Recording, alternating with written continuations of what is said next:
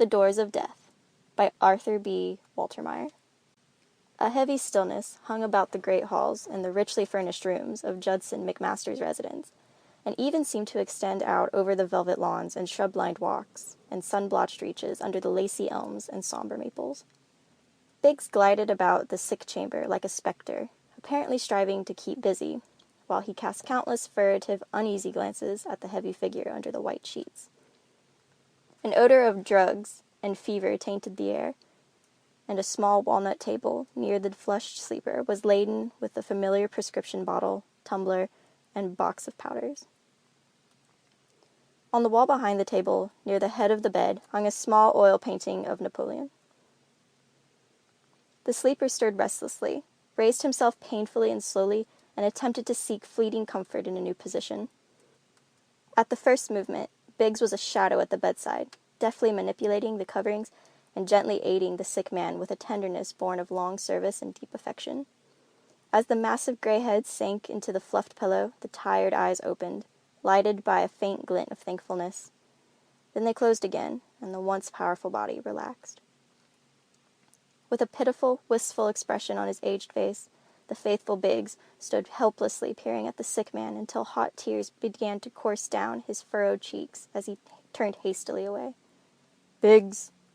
The voice, still strong and commanding, cut the semi-gloom like a knife. Biggs, who was about to tuck the heavy curtains still more securely over the windows, whirled as though he had touched a live wire, and in a flash was across the great room and beside the bed. "Did you call, sir?" His voice quavered. "No." A faint twinkle lighted in the sick man's eyes. "I just spoke." "Ah, now, sir," cried the overjoyed Biggs, "you are better, sir." "Biggs, I want some air and sunshine." "But the doctor, sir." "Drat the doctor!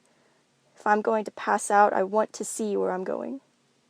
"But, sir," expostulated the old servant, as he parted the curtains and partially opened the casement window, "I wish you wouldn't say that, sir." "I believe in facing a situation squarely, Biggs. My father and grandfather died from this family malady, and I guess I'm heading over the same route." "Please, sir," entreated Biggs. "Biggs, I want to ask you a question." "Yes, sir." "Are you a Christian?" "I try to be, sir." "Do you believe in death?" Biggs was thoroughly startled and confused.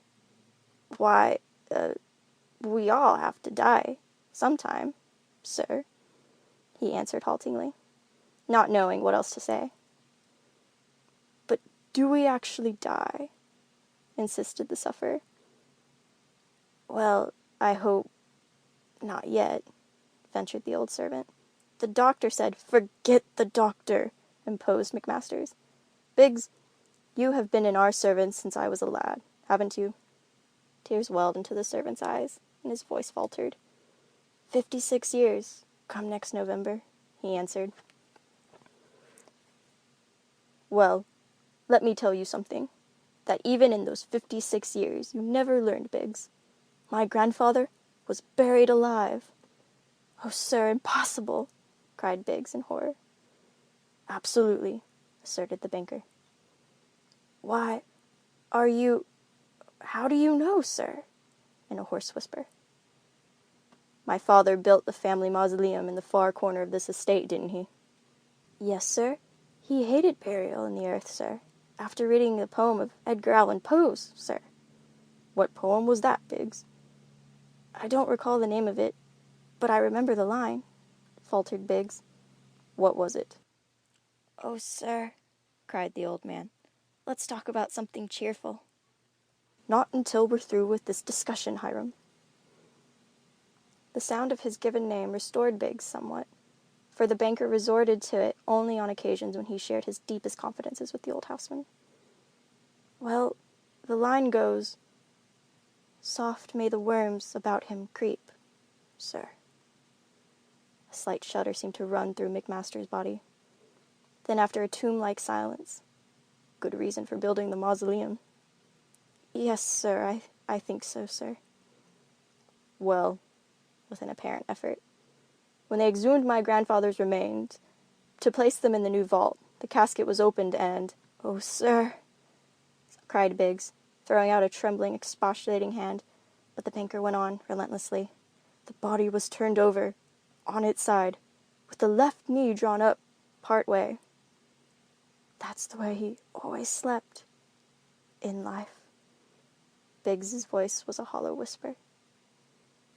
And that's the reason my father, after building himself a mausoleum, insisted that his body be cremated, said McMasters. He took no chances.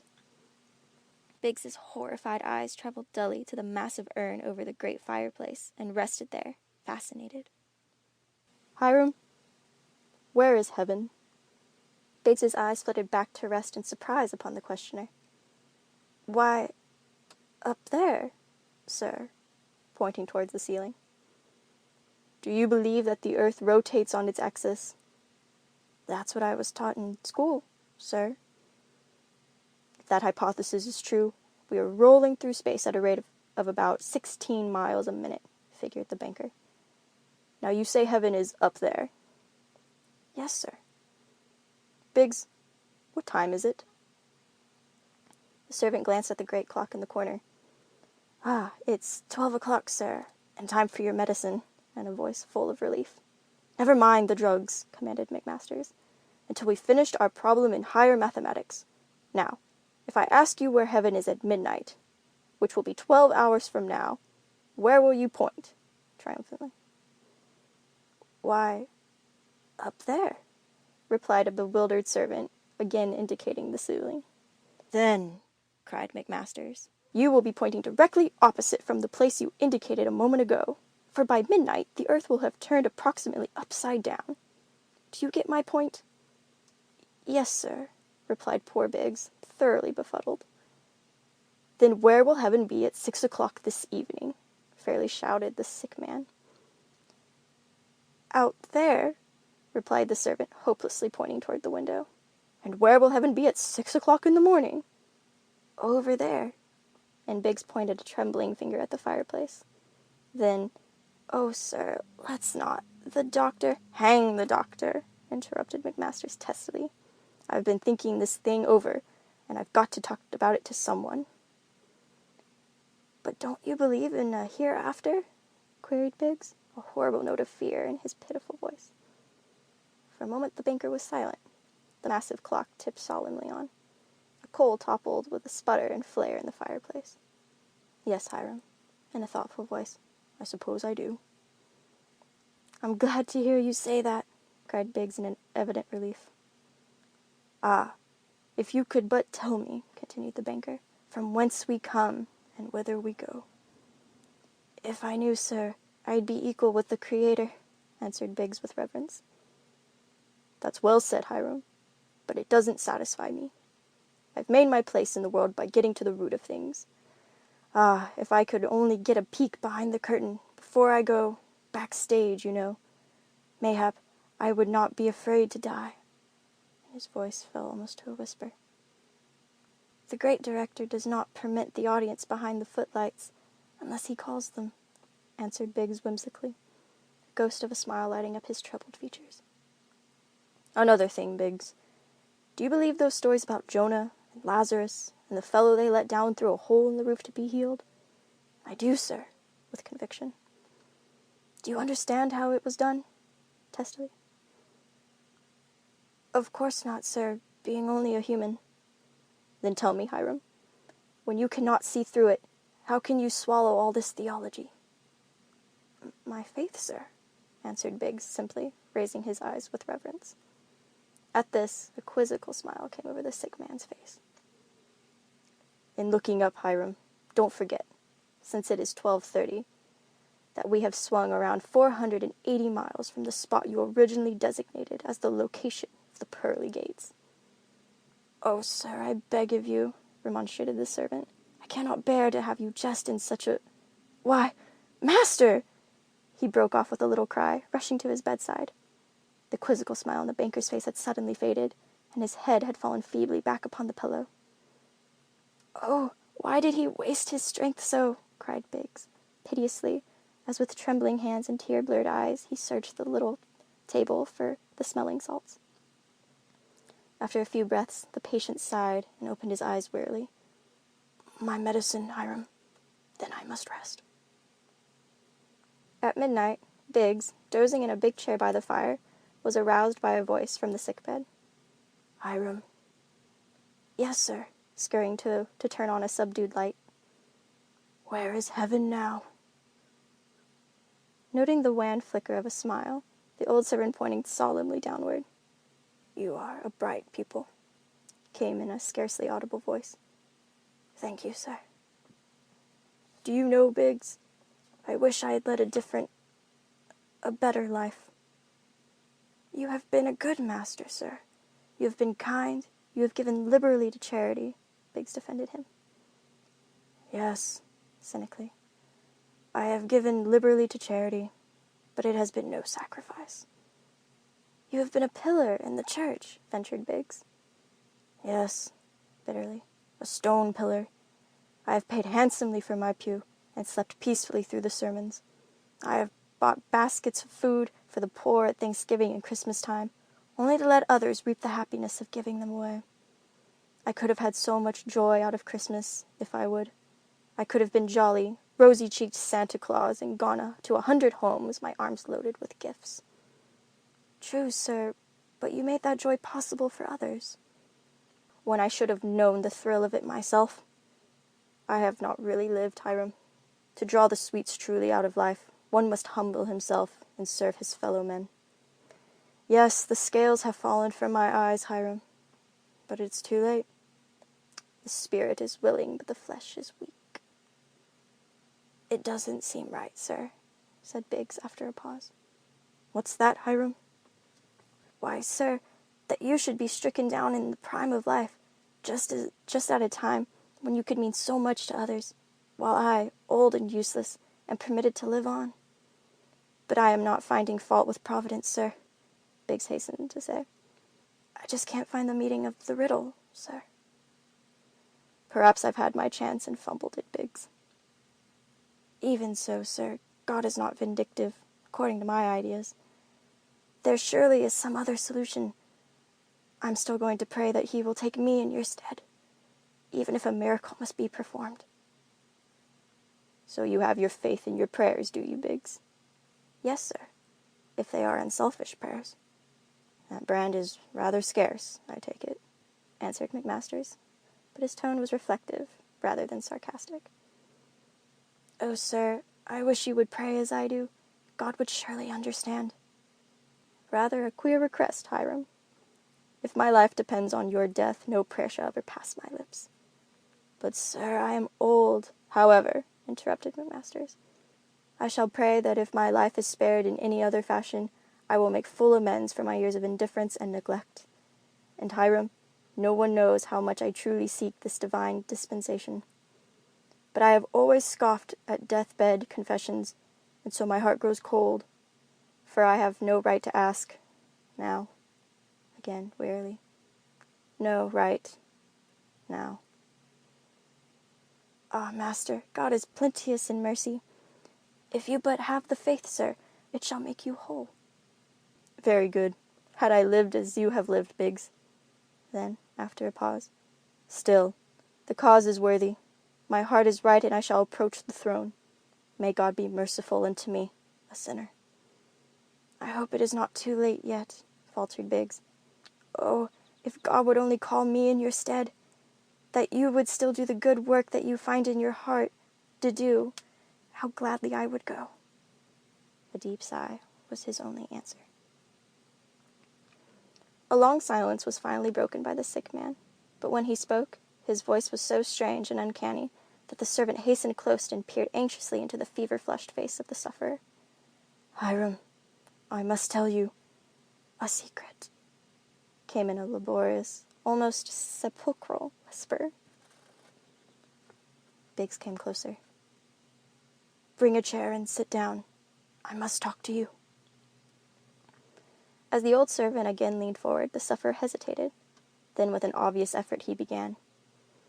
Hiram, I'm going to give you some instructions which you must obey to the letter. Will you promise to keep them? I swear it, sir, with great earnestness. Good. Now, if this fever seals my lips, and the doctor pronounces me dead. Please, sir. Biggs broke in, tears streaming down his furrowed cheeks. But his master continued in the same subdued voice. Whatever happens, I am not to be embalmed. Do you hear me? Not embalmed, but just laid away as I am now. Yes, sir, in a choked voice, which fully betrayed the breaking heart behind it. And now, Hiram, the rest of the secret. He paused and beckoned Biggs to lean closer. In my vault, in the mausoleum, I have had an electric button installed. That button connects with a silver bell. Lift up that small picture of Napoleon, there upon the wall. His hands trembling as with the palsy, Biggs reached out and lifted aside the picture hanging near the head of the bed, and there revealed the silver bell, fitted into a small aperture in the wall. Then, with a sob, he fell back into his chair. Hiram, in a whisper, after they bury me, you are to sleep in this bed. With a cry, the old man threw out a horrified, expostulated hand. Catching it feverishly, the banker half raised himself in the bed. Don't you understand? He cried fiercely. I may not be dead after all. Remember, grandfather? And Biggs, if that bell rings, get help, quick. Suddenly releasing his hold, McMasters fell back limply into the pillows. All through the long night, the faithful Biggs maintained a sleepless vigil, but the banker lay as immovable as a stone. When the rosy-cheeked dawn came peeping audaciously through the casements, Biggs drew the heavy curtain tightly shut once more. Not until the doctor's motor whirled away did the patient rouse from his lethargy. Apparently strengthened by his deep stupor, he spoke, and Biggs stood instantly beside him. What did the doctor say? Biggs hesitated. Out with it! I'm no chicken-hearted weakling. Nothing much, admitted Biggs sadly. He only shook his head very gravely. He doesn't understand this family malady any more than the old quack who allowed my grandfather to be buried alive, said McMasters almost fiercely. Biggs shuddered and put a trembling hand to his eyes. What ails me, Biggs? Almost plaintively. No one knows. This fever has baffled the scientists for years. When you fall into a comatose condition, they call it suspended animation. That's the best they can do. Find names for diseases. My family doctor doesn't have any more of an idea about this malady than you or I. The average physician is just a guesser. He guesses you have fever and prescribes a remedy, hoping that it will hit the spot. If it doesn't, he looks wise, wags his head, and tries something else on you. Maybe it works, and maybe it doesn't. The only thing my guesser is absolutely sure of is that if I live or if I die, he will collect a princely fee for his services. Biggs remained statuesque during the pause. Gad, McMasters broke out again testily. If I fiddled around in my business like that, I'd be a pauper in a month. But the doctor says you're coming on, ventured Biggs. Sure he does, answered the banker with a sneer. That's his stock in trade. I know that line of palaver. Secretly, he knows I am as liable to be dead as alive when he comes again. Oh, sir, you aren't going to die. That's what I'm afraid of, Biggs. But they'll call me dead and go ahead and embalm me and make sure of it. Oh, sir, I wish... Now remember, Biggs, broke in the sick man. Shoot the first undertaker that tries to put that mummy stuff in my veins. I understand perfectly, sir, answered Biggs, fearful lest the other's excitement might again give him a turn for the worse. I know I'm apparently going to pass away. My father and grandfather both had this cussed virus in their veins, and I don't believe either of them was dead when he pronounced so. Well, if by any chance, that is, if you, began Biggs desperately, if you are apparently dead, why not have them keep your body here in the house for a time? Convention, formality, custom, hidebound law, the banker fairly frothed. The health authorities would come here with any army and see that I was buried. No, Biggs. I've got a fine crypt out there, all quiet and secure, good ventilation, electric lights, like a Pullman berth. and a push button. That precludes all notoriety. It's secret and safe. The electrician who installed the apparatus died 4 years ago, so you and I alone possess this knowledge. Don't you think someone else should know of it too? Your attorney or... No, Biggs.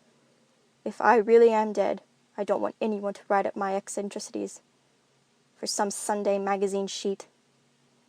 And if I do come back, then it will be time to tell the gaping public about my cleverness.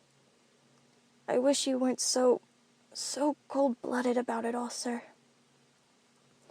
I've always hit straight from the shoulder, Hiram, and I'm facing this death business as I'd face any other proposition. I'm not ready to cash in, and if I can cheat the doctors, undertakers, lawyers, heirs, and chief mourners for a few more years, I'm going to do it. And don't forget poor old Granddad. He might have been up and about, yet had he but used my scheme. Biggs turned away, sick at heart. It was too terrible beyond words. To him, his religion was as essential as daily bread. Death was the culmination of cherished belief and constant prayer. As his years declined, he had faced the inevitable day with simple faith, and when the summons came, he would go gladly, like him, who wraps the drapery of his couch about him and lies down to pleasant dreams. With throbbing heart, he listened for another torrent of words that would further stab his sensitive soul. For he had loved and revered his master from his youth up. But no words came. He wheeled about. The massive head had fallen limply among the pillows. Pallid lips were trying to form sentences without result. Then the great body seemed to subside immeasurably deeper into the covers, and a death-like stillness fell upon the room. Intuitively, feeling that his master was worse than any previous relapse, Biggs made every effort to revive him, gently at first, and then by vigorously shaking and calling to him in a heartbroken, piteous voice. But to no avail. The heavy figure looked pallid and corpse-like under the snowy sheets.